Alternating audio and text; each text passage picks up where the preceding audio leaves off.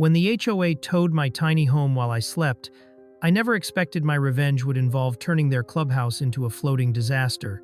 Was I about to become the neighborhood legend? Before we begin today's deranged HOA story, tell me you haven't had your fill of irrational and power-grabbing HOA nonsense. Smash that like button to show you're on my side, and drop a comment if you've ever faced off against an overbearing homeowners association. Be sure to subscribe and ring the notification bell, because this saga's only getting crazier from here. With the shock and disbelief that had defined the meeting transforming into whispers of camaraderie and joyous agreement, I realized that the once suffocating weight of the HOA's rule was beginning to feel more like an overinflated balloon. It was fun to poke, and maybe even pop. My mind raced as visions of the community sinking party unfolded more vividly. Neighbors swirling about like carefree clouds of exuberance, food stations sprouting like mushrooms after a summer rain, and an inflatable flamingo jungle lining the shore, ready to embrace onlookers and participants alike. Picture it, folks! A motley crew assembled around a drifting clubhouse transformed into a tantalizing feast for the eyes and the stomach. My heart raced at the thought while laughter crackled amongst the crowd. This was going to be a moment etched in the annals of HOA history. Jake nudged me, his eyes gleaming with inspiration. You know what would really tie this off? A theme song. Something catchy for the event, he suggested with his trademark laid-back grin. How about Sunk My House by the Toad My Resilience Band? I practically spat out my iced coffee, high-fiving him for his ingenuity. What began as a frivolous prank against the oppressive HOA had morphed into a musical movement. Wave after wave of ridiculous lyrical ideas washed over us like the water lapping at the soon-to-be-sunk clubhouse. If you don't like my house, well, better just take a bow. I've got dreams under the lake where we'll float like stars now. Suddenly, even the thought of Karen's horrified face couldn't dampen the tidal wave of laughter surging through me as I envisioned us parading about the lake, wading deeper into absurdity. While chaos reigned, and neighbors began to brag about their culinary masterpieces, Karen's bewildered expression became my own source of comedic relief. I pondered how one woman could embody such a confluence of craziness and entitlement, yet here she was, an unintentional jester in our performance. Oh, Karen, I imagined saying to her, you've unknowingly given us the gift of laughter. Imagine, a wholly unbridled block party growing out of your petty desire for a perfect community. You've made us more creative than ever. As neighbors gathered to write up exaggerated invitations, swayed by funny inside jokes and baking whoopee cushions as party favors, I couldn't help but feel the energy in the water. We didn't just want to throw a party, we wanted to splatter the HOA's paintbrush of perfection with all the wildly vibrant colors of community spirit. However, Karen was resolute. Trying to regain control, she shuffled about in a style reminiscent of a marching band leader, trying to manage unruly instruments. This is completely unacceptable. You will regret this, she blustered, standing flustered at the forefront of our burgeoning carnival. Adrenaline surged through me. I was suddenly inspired to bravado. Standing atop a makeshift platform, a borrowed picnic table, I declared, "Bring forth your uncontainable talents, residents, for we take back this community." And then I added dramatically, "She may try to steal our joy, but she will always be the butt of our jokes." The crowd erupted in cheers, a glorious cacophony that filled the air with a unified sense of hopefulness, as if joy had suddenly become our compatibility factor. And so, preparations rolled out like a well-timed theater production. I launched a designated channel on the neighborhood app, calling for contributions. Everything from elaborate food displays to quirky games, each neighbor showcasing their hidden talents. Brenda bet on sea creatures, while Mr. Fletcher had decided on fishing contests. And even the retired librarian, Mrs. Collins, decided to host a story time around the dock for the kids. Positive vibes swept through our tiny enclave like a forceful wind ready to topple all suits and ties of absurdity. This was chaos, yes. But it was the heartfelt chaos of togetherness, of shaking hands and breaking bread. A day set to retaliate against the stuffy convention of Karen's so-called order. Then, the moment arrived. The afternoon sun cast a golden glow across Lake Haverly as inflatable turtles bobbed atop the water, and I felt my heart swell at the sight. In a matter of hours, we had turned the humble banks of this lake into our spirited rebellion, fueling the fire of connection in what had once felt like oppressive isolation. Karen floated around in the background, utterly isolated in her pastel prison, arms crossed and possessing an aura that only screamed bitterness. With her eyes following our vibrant escapades, I couldn't help but chuckle at how her attempts to stifle joy merely stoked the flames of our collective happiness and creativity. It was almost poetic, like a comedy playing out right before me as a derelict playhouse rematerialized into the shrine of creativity. And who would want to live under the glowing light of that majestic development in a self-righteous tower anyway? "All right, Lake Warriors," I shouted, grabbing everyone's attention and feeling that gravitas I never knew I had lurking inside. On the count of 3, we toss our disappearing adherents to antiquated rules into the lake. A resounding cheer erupted. 1, 2, 3. The anticipation exploded as numerous items went flying. Plastic cupcakes, garden gnomes had begun a new life out of the HOA's restrictive bylaws, right into the water. And, simultaneously, I began a dramatic pause. To the end of HOA's ridiculousness, everyone howled in joyous delight. And as I looked out at my fellow neighbors reveling in the whimsy of the moment, I thought, could the tides of change shift even the most stubborn hearts? After all, if nothing else, even the messiest plot twists sometimes come glittered with inspiring joy, right? The air buzzed with an electric excitement, party spirits soaring as we collectively embraced the chaos. Inflatable flamingos danced in the water, each one a testament to my small rebellion against Karen's Disney princess aesthetic that stole the color right out of our lives. Faces were painted with the most vibrant colors, while a haphazardly organized sign now read, "Sunk my house, loving it." The very spirit of our outrageous, splendiferous demonstration of defiance against those draconian HOA rules painted across a poorly crafted but entirely heartfelt banner. But let me tell you, nothing was more inspirational than the sight of elderly Mr. Collins perfectly balancing a can of beer atop his own inflatable turtle, belting out the chorus of "Sunk my house," and leading the crowd in a sing-along that caused laughter to echo like the sound of fish flapping in delight.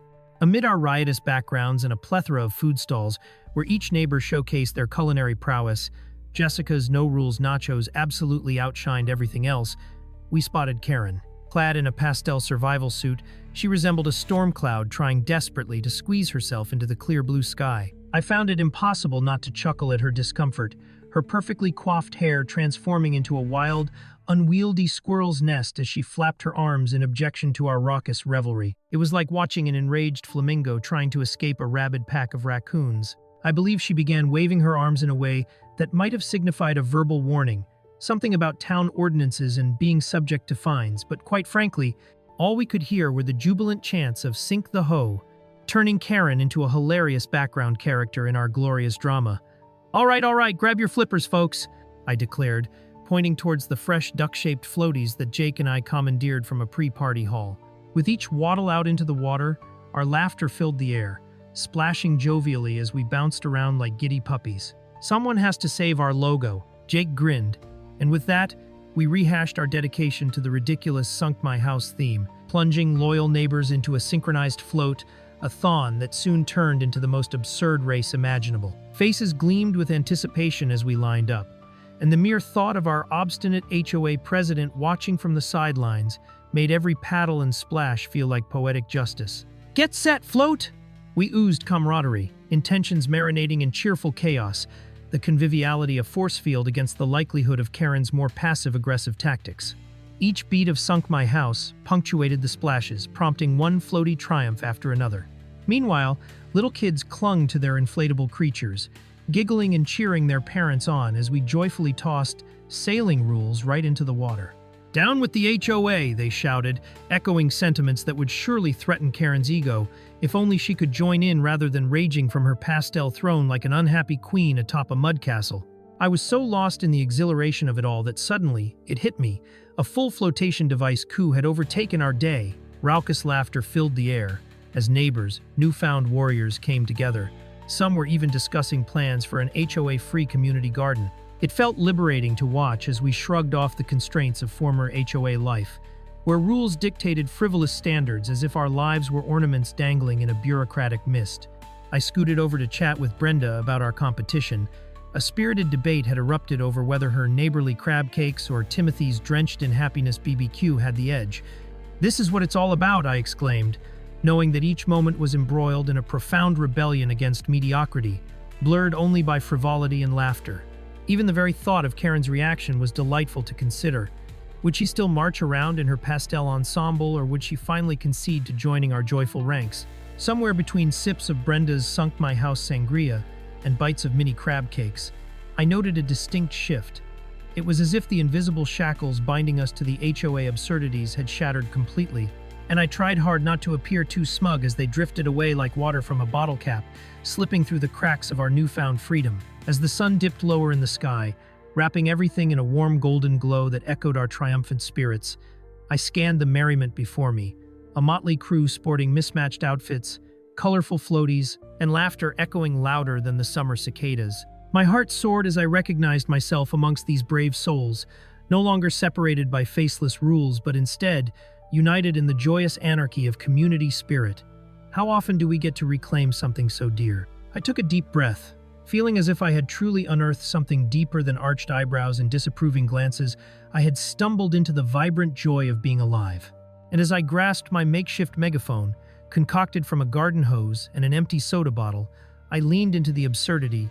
To new neighbors and to brave souls, here's to the freeing of our creativity. May it flow as effortlessly as the lake we floated into today. Let's never forget the taste of unwavering laughter. A cheer erupted from the crowd, the excitement buoying us all forward and touching that raw nerve of rebellion. The power of community spirit was a tidal wave washing over our once stuffy neighborhood, bringing forth a promise of wildness, laughter, and unity that even Karen couldn't possibly despise for long. Who knew a little rebellion could be so thrilling, right? The highway to hell, one would say, is paved with HOA approval forms. With wide eyes and an ever-firm grip on my mug of barely there coffee, I stood on the curb, wrapped in mismatched pajama pants and an old graphic tee that read, "Always late but worth the wait," watching my tiny home roll away like a summer parade float gone rogue. The audacity of it all was outrageous. I mean, who knew my sleepy head was snoring away while the HOA sent in a squad of tow trucks? As if it wasn't enough for Karen, my delightfully dreadful HOA president, to pick apart the curvature of my mailbox. Now she had decided to take the ultimate power trip and rip me from my sanctuary. I swear, if I ever end up on a reality show, the title will be Murderous HOA Wars, featuring me as the beleaguered heroine fighting against all odds with only my snarky comments and worthlessly oversized coffee mug in hand. Before I could allow the absurdity of my situation to fully set in, I turned to my tattooed neighbor Jake, who was watching the bizarre scene unfold with an amused grin. He had this joyful way of making even the gravest situations feel like we were just a couple of kids plotting epic pranks in a schoolyard. "Dude, they towed your house. You could totally put this on TikTok. They'll make you an influencer." I couldn't help but chuckle through my indignation. Yeah, I can sell t-shirts that say, "I was towed while I slept." But then a spark ignited within me, fueled by the indignation of having my beloved home kidnapped. What if instead of merchandise, we decided to redecorate the HOA clubhouse? The suggestion hung in the air, crackling with mischief. Who knew a home invasion could lead to clubhouse hijinks? Before dusk set in, we set our plan into motion like a duo of deranged real estate vigilantes. Jake, armed with his delightfully nerdy know-how, scoured for the fluffiest set of wheels in the neighborhood. An old pickup truck that seemed capable of withstanding the will of 1,000 housewives. As he tinkered under the hood, I envisioned the scene in vivid detail. Karen's pristine pastel clubhouse, doused in fresh lake water, bobbing playfully like a rigid middle-class floaty. Upper middle-class neighbors would squawk louder than chickens caught out in the rain when they discovered their pride and joy submerged in the very lake they believed was sacred, a neighborhood property right that had somehow forgotten it belonged to everyone. Revenge would be sweet and undoubtedly Instagram-worthy. Under the cover of night, we lifted the curtains of suburban conformity and rolled out our twisted plot. Jake enlisted an impressive array of gadgets, an intrusive drone for surveillance, and a crowbar for, well, aesthetics. Who knew? The audacity of this whole ordeal was met with an exhilarating rush. With every movement toward the clubhouse, it felt like we were about to commit the heist of a decade, not just towed my beloved home, but to commandeer their headquarters. One for the little guys, I muttered with an exaggerated gangster pizzazz, winking at Jake, to which he replied with an uncontainable burst of laughter that echoed in the moonlit cul-de-sac. Here we were, a band of merry pranksters at war with tyranny, ready to flip the script on the oppressiveness of Karen's perfect little imaginary kingdom. Finally, in a scene ripped straight from the finale of every adventurous sitcom, we arrived at the HOA clubhouse.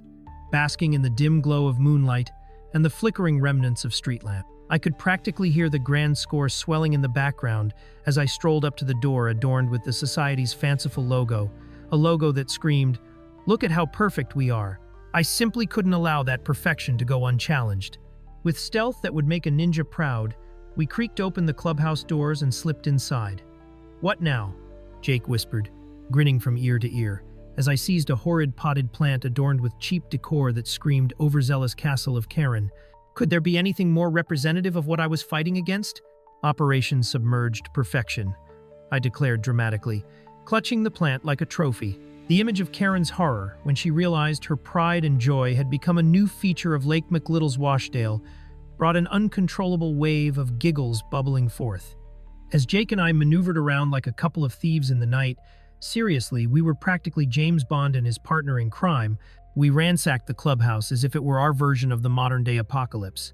But the pinnacle of our evening loomed just outside. We had to get that decrepit monument on the back of the truck and into the water before dawn, or we'd never hear the end of it. And, oh boy, the neighbors' faces would be worth it.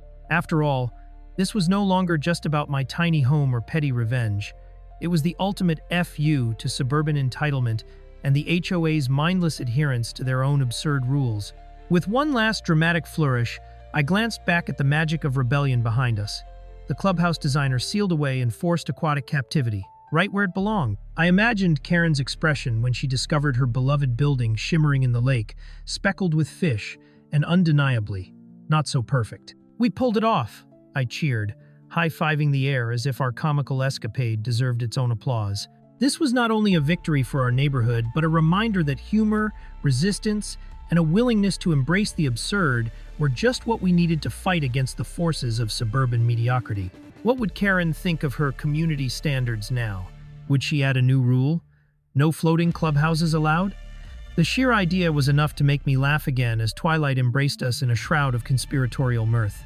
And so, with adrenaline still pounding and the moonlit reflection dancing in our eyes, the adventure had only just begun. What retaliatory antics could we dream up next? As we stood there, puffing ourselves up like two victorious gladiators basking in the glory of our unorthodox conquest, I knew this was only the beginning. Glancing over at Jake, whose face was aglow with mischief, I couldn't help but marvel at the sheer absurdity of our joint venture. "We just committed a crime, Jake," I exclaimed, laughter bubbling out of me like it was the best punchline in a stand-up routine. "But on the gallantry scale, does it count if it's against Karen's castle of rules?" He shrugged, winking. "Everything's a crime until someone gets caught, and I say we are in the clear, at least until the morning HOA meeting." I can't believe this, I thought. We truly skipped over to the dark side of suburban life. Who knew rebellion could taste this sweet? In the aftermath of our covert operation, it felt like we were armed with the Universal Certificate of Neighborhood Rights, We the People, with an extra signature that declared, "And FU to the HOA." As dawn broke, the whole neighborhood would awaken to their pristine clubhouse suddenly transformed into the latest unwanted attraction. It was now Lake McLittle's Washdale's unintentional centerpiece. My heart raced at the thought. Meanwhile, unbeknownst to the unsuspecting neighbors, my tiny home rested safely in the shadows of a friendly overhang, cozy as could be under a draped bedsheet, almost like a war trophy waiting to be polished. "You think we'll be the talk of the town at brunch?" I mused aloud, picturing old Mrs. Johnson fumbling her scone as she regaled the other grandmas with the tale of the floating clubhouse. "If we're lucky, we'll at least get an honorary title like the Suburban Avengers," Jake quipped, and I could almost hear the drum roll in my head. Just as we were congratulating ourselves on our late-night escapades, my phone buzzed frantically in my pocket, cutting through our victorious haze like a bullhorn at a yoga retreat. With a mischievous grin spread wide, I fished it out, and its unholy glow illuminated a single, fateful text. "Karen's coming over." The urgency was clear. My once peaceful morning had morphed into a potential showdown, and I could almost hear the bloodhounds of gossip ready to sniff out our mischief. My first instinct? Hide! But where? I glanced at Jake, whose eyes were wide with excitement. "Yo, it's your Crusader moment. You can't let her know we were the mastermind," he hissed, his finger tapping at my shoulder as if he expected me to unlock a superhero power at any moment.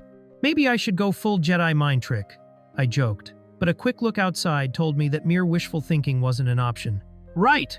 Okay, we need a plan," I blurted, adrenaline coursing through my veins as the Titan of Karen approached. "The kitchen?" the gas closet, the neighbor's forest of potted plants. Suddenly, I felt like I was back in high school during midterms, scrambling to remember formulas I'd never actually studied. "Quick, let's shove you in the laundry basket," Jake shouted, suppressing a laugh as he gestured maniacally. No one ever checks the laundry basket, but scientific calculations and time spent crammed inside a laundry hamper were not exactly high on my list of desire, so I ran through options in my mind like a game show contestant. We resorted to the one thing we could rely on, an elaborate Instagram strategy. As Karen strode into my domain wielding her entitled aura like a scepter, I plastered a smile wider than an alligator's jaw as I set up my phone for a quick Instagram story, claiming, "Welcome to our HOA's community safety inspection." The plan? To turn the tide of gossip back onto her. The idea was as delicious as it was daring. Surely, if we captured her discreetly freaking out over the wet clubhouse mess as the resident chaos unfolded, we could stream it out to the neighborhood, and if there were any lessons to be learned here, it was that both of our cameras felt rebellious enough to take a front row seat. "Hey Karen," I said, feigning innocence and crafting my voice with the finesse of a Broadway diva. "What do you think about floating real estate?" The moment hung between us, thick with tension and anticipation. The atmosphere crackled with humor, irony, and a slight whiff of chaos. Karen blinked at me, her perfectly coiffed hair framing her face, as her eyes narrowed into slits of disbelief. "What do you mean, floating? You?" she started, but my pretty little paws swelled effortlessly into a spinning hurricane of sarcasm. "Oh, Karen, clearly this is what community improvement looks like these days. Just look at how much more interesting your property value is now." And while her mouth opened and closed like a fish gasping for air, I couldn't help but lean in for maximum effect. Just the thought of it made my heart race with excitement, as if I were standing on the edge of an uncharted cliff just waiting for the winds of fate to push me into a free fall of ridicule. The sheer absurdity of this showdown was begging for a dramatic finishing move. It was a clash of titans. I could see her grasping at straws behind that wrinkle-free facade. She was losing control quicker than a clown car spilling out a dozen jokers. Just as I thought she might come to her senses and realize how utterly unhinged this absurd exchange had become, she turned her lip into a thin line of treachery. "Don't think this is over, Alex," she seethed. "You will regret this." The fire in her voice ignited a set of giggles within me. Who knew being filed under notorious HOA rebel could feel this exhilarating? "Bring it on, Karen. Tomorrow could be a beautiful day for negotiation." I shot back, forcing every ounce of cheekiness into my expression as the edge of a smirk flickered across my lips. What could be more fun than this delightful duel on a sun-kissed morning with all of our neighbors watching? With that, I raised my phone and captured the moment where a castle had fallen and a true neighborhood battle had just begun. What could possibly be the next dramatic twist in our suburban saga? As Karen sputtered an array of half-hearted threats, I couldn't shake the sensation that I'd just summoned the ultimate suburban showdown. I mean, who knew that my tiny home disaster meant I'd be forced into a duel of wills with the queen of HOA? Her perfectly manicured nails were trembling, her aura of entitlement radiating waves of discomfort, and my heart danced like a caffeinated squirrel. If she's going to act all shocked and appalled, I might as well keep shooting, I thought, secretly thrilled by how riled up I'd managed to make her. Little did she know this was just the appetizer to my main course of chaos. Just as I settled into my role as neighborhood prankster extraordinaire, the back door creaked open startlingly. Through my increasingly exaggerated lens of dramatic storytelling, it felt like a plot twist straight out of a soap opera. Jake's head popped up from behind the kitchen counter, as if he was the last survivor of a shipwrecked island. "What's happening and who's losing?" he yelled, peeking out with his classic nonchalance. However, I could see the gleam of mischief in his eyes as he held up my forgotten hoarded pizza slice like it was the holy grail of comfort food. "I don't think she has much to throw at me now, but I'd take that pizza slice as a peace offering if it comes to it," I hollered back while readying another Instagram post, hoping to catch the whole debacle. Can you believe her, Jake? Regret? Her threats are as empty as her soul. I aimed the camera straight at Karen, and suddenly, the spotlight was back on us. Karen raised her perfectly sculpted eyebrow, prying her lip from its angry twist to retort, "This isn't a joke, Alex. You could have put everyone's property values in jeopardy." She attempted to act all serious about the shady clubhouse slogging into the lake, but her voice cracked like chalk against a blackboard. "Property values? As if anyone in this neighborhood cares about anything else besides their prize-winning roses," I thought, stifling laughter at such a ludicrous sentiment. I leaned in closer, grinning like a Cheshire cat. "But look, it's turned into a floating party venue. I can see the ad already. Lake McLittle Swashdale's hideous yet hilarious clubhouse, I chirped, tapping into my inner marketing genius. I mean, who could resist such an irresistible pitch? Are you really going to treat this as a social media opportunity? Karen sneered, and the audacity of her voice reverberated like a deflated balloon on a hot sidewalk. I could practically see the gears in her brain churning, trying to reconcile my sense of whimsical contempt running rampant against her traditional values, much like a toddler throwing a tantrum in a museum. Honey, this isn't just an opportunity. It's a culinary delight, I countered, mentally picturing Instagram posts with hashtags like Lake Life Fails and Get Towed Not Sorry. The more she scowled, the more my resolve strengthened. She was like a walking cliché of an HOA president, adorned with fancy attire while clinging to an outdated notion of decorum. As the tension thickened, Jake piped up, "Hey Karen, what's it gonna take to make this all go away? A few daisies planted, or a tribute to the HOA rulebook?" I glanced at him, barely suppressing a laugh, while Karen's face resembled a traffic light, flashing furious red.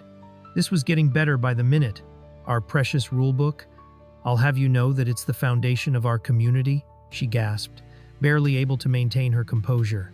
Well, Ms. Foundation had just met her adversary in revolt, and suddenly, a wild idea sparked, a way to deconstruct her reign while keeping the chaos alive like fireworks on the 4th of July. "So how about your subscribed rulebook gets the same fate as your clubhouse, Karen?" I challenged, daring her to envision a world where her precious book floated next in the lake beside her landmark clubhouse. The absurdity of it all launched a tidal wave of uncontrollable snickers between Jake and me. We looked at one another as if we shared the universe's best-kept secret, the joy of petty rebellion. Our laughter echoed through the walls while Karen's fuming intensity congealed into visual drops of sweat. "What's next? A drag race in your garden?" she hollered angrily, her face flushed like a misunderstood tomato. "If we're racing, I'll ensure our getaway vehicle is fitting for our neighborhood, preferably a Prius," I shot back cheekily, and the humor struck a chord that resonated deeper than her frustrations, like trying to draw a straight line on a Hawaiian shirt. Suddenly, I felt a burst of inspiration, my brain blooming like a wild sunflower. What if I invited all the residents over for a community sinking party? A whimsical gathering to unite the neighborhood in agreement against HOA tyranny. Let's throw a lake party to honor our new acquisition. Unleash the inflatables and surfboards, and we'll toast to revolutionizing pessimistic rules. The idea struck me like a thunderclap, and I gestured with fervor at the lake, practically envisioning the rows of neighbors gathering in celebration of chaotic hilarity. Panic flickered across Karen's stoic expression, transforming into disbelief as my brilliant enthusiasm erupted like a piñata in full swing. "Don't you dare bring the neighbors into this," she snapped, and I almost believed she'd levitate off the ground in pure horror. "Well, I will if I have to, but only if you bring those homemade cookies. How about it?" I tossed her way, and her future as the next Martha Stewart crumbled before my eyes. Even Jake had to stifle his laughter as Karen, now cornered, glanced at my phone like it was a ticking bomb. Her power was faltering. The stranglehold she had on our perfect suburban world began to crack, and that's when I knew our art of revenge had just begun to take shape. As her cheeks flushed from hopeless fury, we shared a gleeful, triumphant grin because the battle line had already been drawn. Could our unexpected turn of events truly create a revolution against her reign? The thought alone was worthy of a resurrection special. The rebellious idea of a community sinking party bubbled up from the depths of my caffeinated brain like a cartoon character popping out of a cake.